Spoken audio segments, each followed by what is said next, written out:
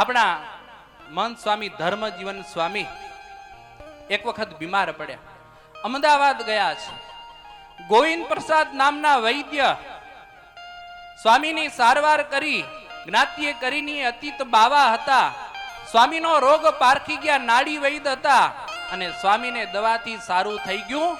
અને સ્વામી કહે છે કે વૈદજી સારું થઈ ગયું છે. હવે સંતોને કીધું જે કાંઈ મહેનતાણું હોય ને આપી દો. ત્યારે કહે છે કે બાપ તમારી પાસે કાંઈ લેવું નથી, આવા સાધુની સેવા મને ક્યાંથી મળે.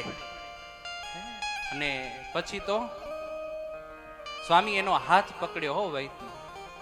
થોડુંક વૈદજી નીચું જોઈ ગયા એટલે કહે છે કે કેમ કાંઈ દુઃખ છે? બાપ ભગવાનની કૃપાથી બધું છે, ઘરે 7 દીકરી છે, પણ આ વૈદનું કામ કરે ને એવો કોઈ દીકરો નથી હો. અને વૈદની ઉંમર તે વખતે 75 વર્ષની હતી. અને ધર્મજીવન સ્વામીના મોઢામાંથી શબ્દ નીકળ્યા કે જા 9 મહિને તને ભગવાન દીકરો દેશે હો. વાલા ભક્તજનો, અને 9 મહિને એ વૈદને ત્યાં દીકરાનો જન્મ થયો. આ બોલવાથી દીકરા નથી થતા હો.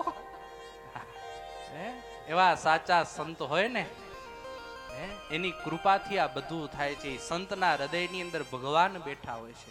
ને એ જ ધર્મજીવન સ્વામીના શિષ્ય અત્યારના આપણા મહંત સ્વામી સદગુરુ ધર્મનંદન સ્વામી છે. એ પણ એવા છે. એકવાર આ સંતને વધાવો, આટલી મોટી સભા છે. સંતની કૃપા શું ન કરે. તમે ઘણા બધા કિસ્સાઓ સાંભળ્યા, દાખલા સાંભળ્યા હશે. ઘનશ્યામ જીવન સ્વામી વાડીની અંદર જાય, હરિભક્તો કે સ્વામી પાણી જોઈએ છીએ હો. ત્યારે કહે છે આ જગ્યાએ બોર કર. ત્યારે કહે છે સ્વામી અહીં નારિયેલ ડકતું નથી કે. સ્વામી કે હું કહું ને અહીંયા ખોદ કે. અને એ કરે ને તો પાણી નીકળે હો. આવા તો કેટલાય દાખલા છે. સંતને આપણે ઓળખતા નથી, ભક્તજનો ઓળખો. આ સંતો બીજા કોઈ નથી, આપણા જ પરિવારમાંથી આવેલા સાધુ છે, બીજા કોઈ નથી. આનું કદાચ કોઈ ઘસાતું બોલે ને તો સામે એને છોડી દેજો. ભગવાન તમારા કોઈ ગુના નહીં જોઈએ, તમને અક્ષરધામની લઈ જશે. આ વ્યાસપીઠ ઉપરથી ગેરંટી દઉં તમને. આવા સંતો ક્યાં મળશે તમને?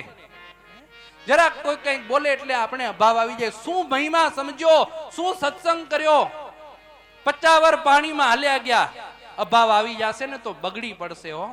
હા, કોઈનું સાંભળીને કોઈની કાન ભંભેરની સાંભળી અને આ સાધુથી મન નોખા કરજો નહીં હો.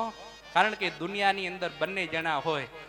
સાચી માખણ પાલીસ વાળા તો કોક મળે, બાકી ખોટી વાળી તો આખી દુનિયા ઊભી હોય.